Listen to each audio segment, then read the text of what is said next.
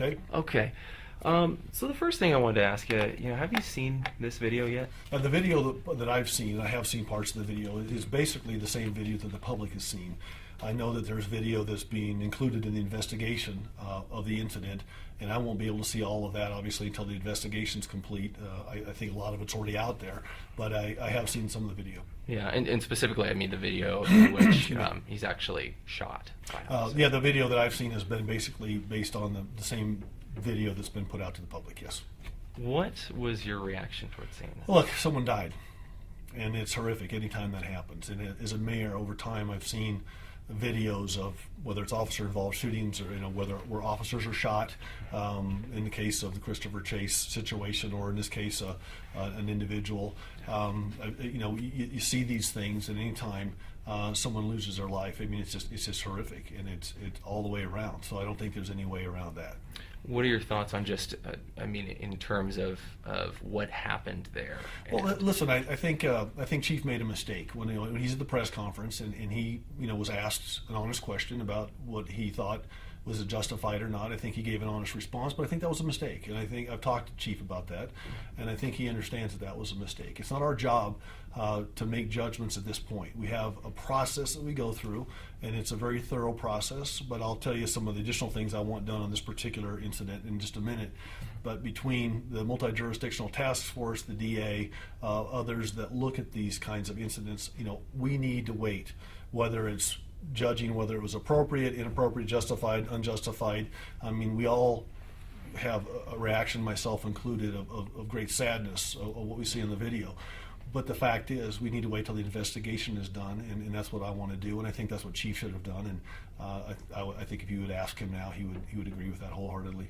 We have heard from even some of the staunchest defenders of law enforcement that they don't believe that this is a justified shooting. The public outcry, if you look at our article, has more than 700 comments, and the majority of those people are really going after the police over this. There's a couple things that I want done, and I started getting briefed yesterday afternoon, Sunday afternoon, and I was briefed this morning. Not so much on the details, because that's the investigation process, but just on the procedural process of this.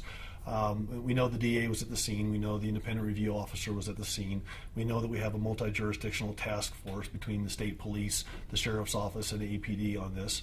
So we have 5 sets of eyes, independent eyes, looking at the situation. But I want more than that. I've actually asked my CAO, Rob Perry, to reach out to the Department of Justice, which he has done already today. We are preparing a package for them. We want them to take an individual look at this during their review that's ongoing.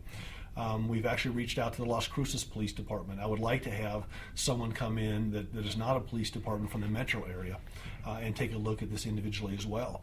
I've asked Rob to reach out to the DA's office and the independent review officer and simply ask them, look, be thorough, but let's make sure this is on top of the stack. Let's make this a priority. As a community, as a mayor, as someone who lives here, we need answers, and we want to make sure that we have as much of an independent look at this as we can. And I will rely on those findings at the end of the day.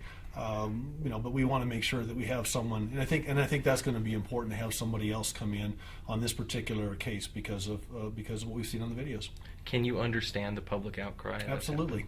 I think I'm a member of the public. I'm a guy that came here to go to school, and I've raised my family here and have had my business here. And I don't make any judgments on justified or unjustified. I think that would be just as much of a mistake as when Chief Eden said that he thought it was justified, his personal opinion, which is a preliminary one, we understand, but he shouldn't have said it. And so I'm not going to pass judgment until the investigations are done, and I think that's the right thing to do. But that certainly doesn't exclude us all from being upset that someone has died, and that we wish we had 0 officer-involved shootings, and we've put policies and procedures in place, but we always want to look at what are the best practices. How can we do things better? Whether they're tactical or whatever it happens to be. I'm not a public safety expert, but I've directed my team to really take an expedited look at this. And so we have been in contact with all those individuals, from the DA's office to the DOJ and to the Las Cruces Police Department, because I think it would be important for the community, myself included, to have some additional sets of eyes on this. DOJ, it sounds like you had said you contacted the DOJ first. Is that an accurate depiction, or did the DOJ call you guys? No, I first? directed my staff to reach out, which Rob Perry has done this morning. Okay. Yeah. Council President Ken Sanchez, we talked to him yesterday. One of the things he said is he may ask the council to look at the Department of Justice to, quote, oversee the Albuquerque Police Department. What is your thoughts on that, the idea of a federal department overseeing this department? I know they're investigating. Yeah, we have a very professional and collaborative relationship with the DOJ as part of their original review. We've reached out to them this morning to ask them to look at this individual incident. They may have done that regardless of whether we reached out, but the fact is we did reach out. And we will let them come back. And as a mayor, I'm always interested in seeing what they come back with. And I'm just going to wait until we have experts in the field, whether it's from a criminal justice standpoint, from a civil rights standpoint, from a tactical standpoint. Neither myself nor Councilor Sanchez are experts in these exact fields, but I want answers. He wants answers. I will not pass judgment at this point in time or call for action until we see the final reports. But I do want to broaden it on this particular incident, like I talked about before. I imagine I know. One of the things I wanted to ask you about, just to clarify or to ask you straight up, was, what do you think should happen to the two officers involved in this? Once again, we have to wait for the investigation to be completed. I think it was a mistake when Chief Eden said he thought it was justified too early before the investigation is done. And I think it's a mistake for all of us to make judgment before the investigations are finished. And so as much as I'm upset about it, like the rest of the community, and it breaks your heart to see anything, whether it's against an officer or officers with individuals in the community, it's something that needs to be looked at thoroughly. That is ongoing. I've had those assurances. We have additional people looking at it. We've reached out to the DOJ, reached out to a sixth independent set of eyes, which would be the Las Cruces Police Department, which is the second largest department in the state outside of the metro area. And I want, like everyone else, we want answers, and we want to find out how we can do things better. It's imperative, and we don't want anybody to rush it, but we don't want it to take any longer than it needs to take, because we absolutely need to get the answers that we need. I wanted to ask you as well, last week we had reported in one of our stories was about Officer Keith Sandy, and how APD's Deputy Chief Mike Castro said at that point, Keith Sandy, when he was hired in 2007, that after he had been fired by New Mexico State Police, he said that Sandy would not have a badge or a gun and would only be a civilian employee. Is there anything that you can say to that, or how would you respond to that? I haven't been briefed on that. That's new information for me at this point in time, but that will be part of the investigation as well. Okay. One of the questions that also came up in our newsroom was, there have been a series of officer-involved shootings, and I think many of them, if not all of them, we've seen officers on the criminal investigation side of it have been cleared, have been justified in these shootings. Yet the city, on the other hand, has paid out, I think, more than $20 million worth of lawsuits, various different lawsuits. Mm-hmm. If the officers haven't done anything wrong, why does the city keep paying out so much money? Well, first of all, we have a risk management division that takes care of that, and they work in conjunction with the legal department and outside attorneys to make those decisions. Two things happen. I mean, more than two things, but two. When we look at these individual incidents, there's a criminal side of that, and that's where you look for criminal activity. Then there's the civil side of it. Two very, very different things, obviously. And we won't know in this particular case until the investigations are done.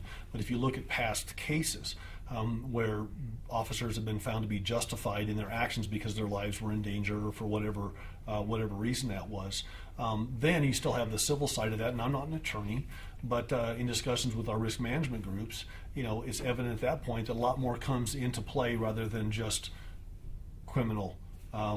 Could things have been handled differently, however, and we let the risk management people look at that because they are experts in the field. They've been trained at that. They're working with attorneys on both sides of the issue at that point in time, and that's nothing new.